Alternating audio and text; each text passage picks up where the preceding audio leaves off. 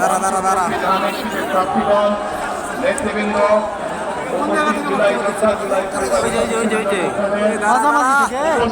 আরে বেটা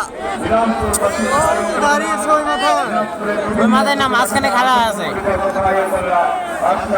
ওই যে হাত আলোক করছে দেখেন। আসসালামু আলাইকুম, কেমন আছেন আপনারা? আলহামদুলিল্লাহ, আমি কিন্তু আজকে খুব ভালো আছি। ১৬ বছর পর নানি বাড়িতে এসেছি।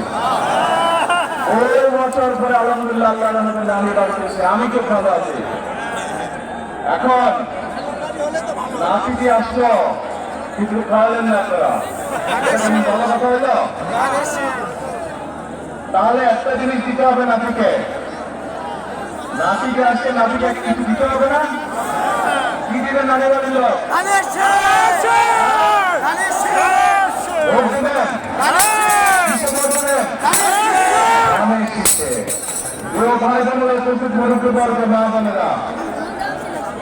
আজকের এই বিশাল নির্বাচনী জনসভায় আমরা সকলে এখানে একত্রিত হচ্ছি কেন?